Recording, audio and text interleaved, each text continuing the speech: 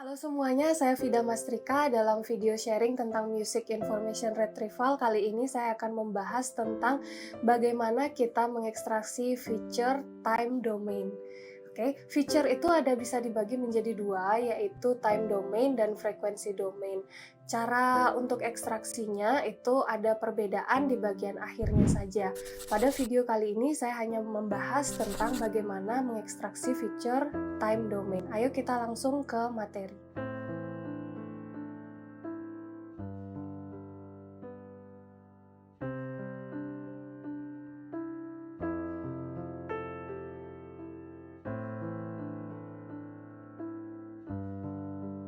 Oke, kita langsung masuk ke materi audio feature extraction yang time domain.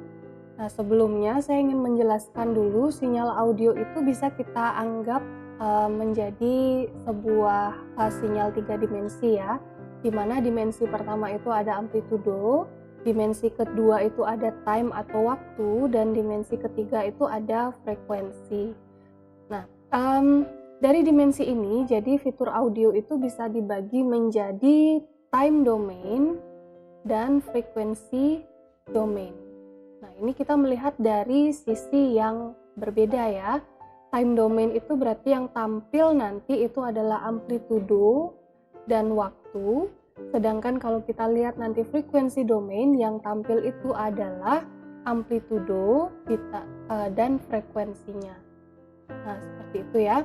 Dalam video ini saya akan hanya membahas tentang time domain saja. Nah, bagaimana caranya kita mendapat atau mengekstrak fitur dari time domain? Nah, ini ada sebuah bagan yang menjelaskan bagaimana kita dapat mengekstraksi sebuah fitur. Sampai sini adalah time domain, sampai sini adalah frekuensi domain ya. Ini adalah sebuah bagan yang sangat simpel ya, yang paling simpel yang bisa saya temukan untuk menggambarkan bagaimana caranya kita mengekstraksi fitur. Nah, sebetulnya tidak sesimpel ini ya. Mungkin ada tambahan-tambahan langkah-langkah yang bisa kalian lakukan untuk mendapatkan fitur, tapi ini adalah langkah-langkah yang paling sederhana yang bisa kalian lakukan ya. Oke.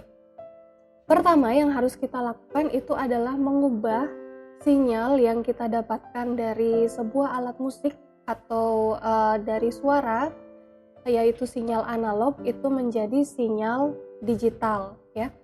Dari sini, dari alat musik biasanya ini di sini saya contohkan dengan trompet ya, sebuah penghasil suara. Itu suara yang kita dengarkan dari alat musik tersebut secara langsung itu adalah suaranya bentuknya adalah analog ya. Nah, untuk kita dapat memprosesnya menjadi pemprosesnya secara digital, tentu kita harus mengubah bentuk dari sinyal analog ini menjadi sinyal digital ya. Bagaimana caranya kita mengubah? Kita harus merekam suara yang keluar dari alat musik tersebut yang berupa sinyal analog menjadi representasi sinyal digital ya.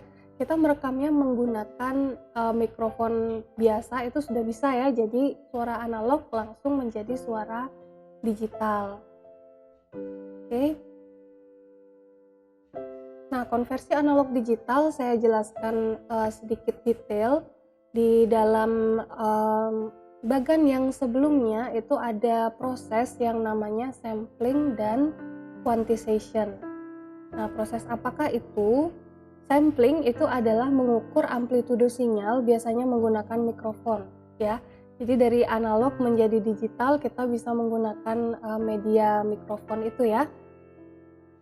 Nah, kemudian sinyal itu perlu dikuantisasi, yang berarti sinyal analog diubah menjadi representasi digital menggunakan kumpulan nilai yang lebih kecil dan terbatas. Nah, di dalam gambar ini yang sudah saya sajikan di sini, yang namanya sinyal analog itu adalah sinyal yang berwarna merah ini. Nah, kalau kalian kurang jelas terlihat di video, di sini saya trace ulang sinyal merahnya. Nah, ini adalah sinyal analog ya, sangat kontinu. Nah, bagaimana kita mengubah ke dalam format digital Yang pertama kita ukur amplitudo sinyalnya ini dengan mikrofon, setelah itu perlu dikuantisasi ya. Dikuantisasi ini diubah representasinya menggunakan kumpulan nilai yang lebih kecil dan terbatas. Kalau ini kan dia kontinu ya. Nah, kita perlu mengubah nilainya menjadi lebih kecil dan terbatas. Seperti ini untuk mendapatkan value yang sudah didigitalisasi. Nah, kita punya time atau sampel di sini dan kita ada digitalize value di sini. Kita menggunakan 4 bit, jadi ada 16 garis di sini ya, dari 0 sampai 15.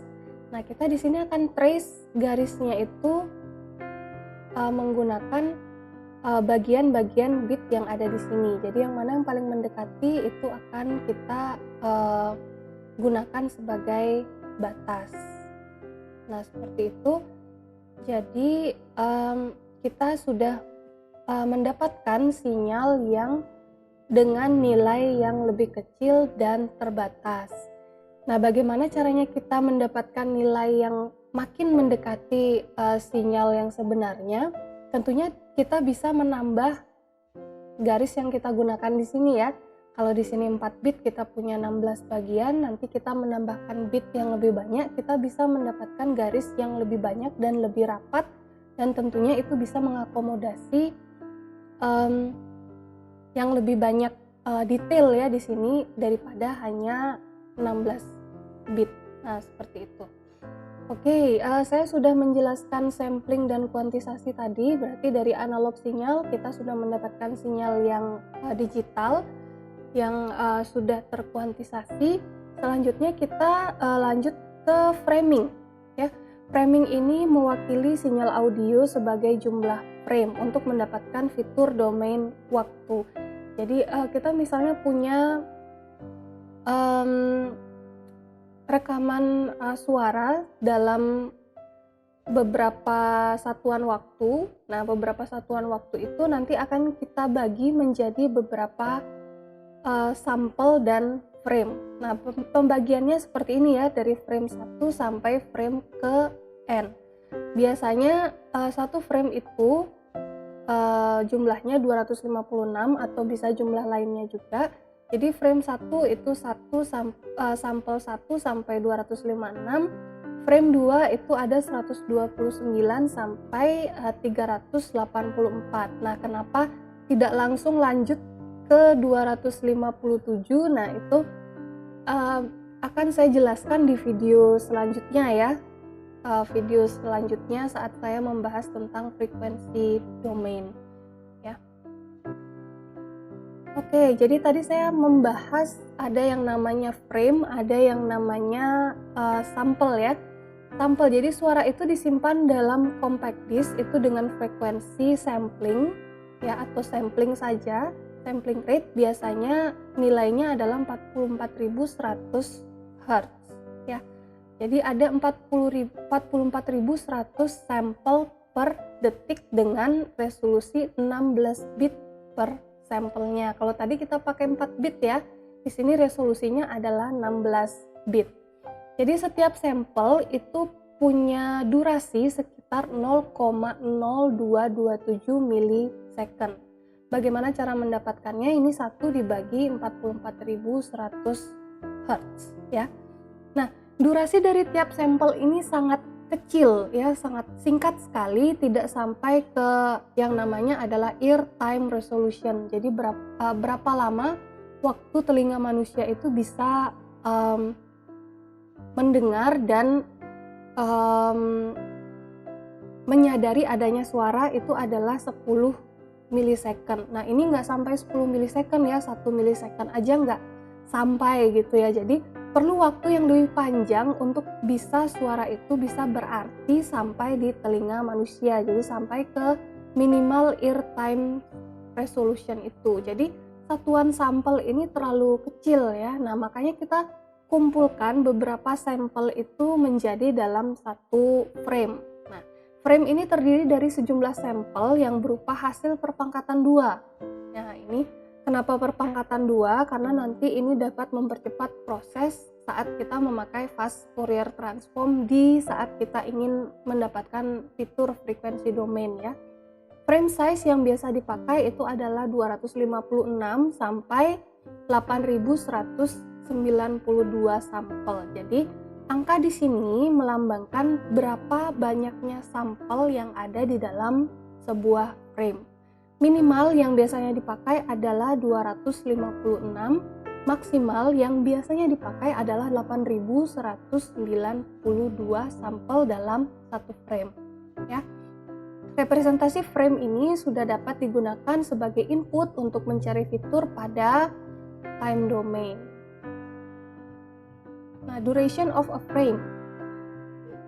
Oke, jadi kita punya duration of a frame. Bagaimana cara kita menghitung durasinya, yaitu 1 dibagi sampling rate. Sampling rate yang biasa itu adalah 44.100 dibagi dengan capital K. Capital K ini adalah jumlah sampel dalam sebuah frame-nya ya. Kita coba pakai 512.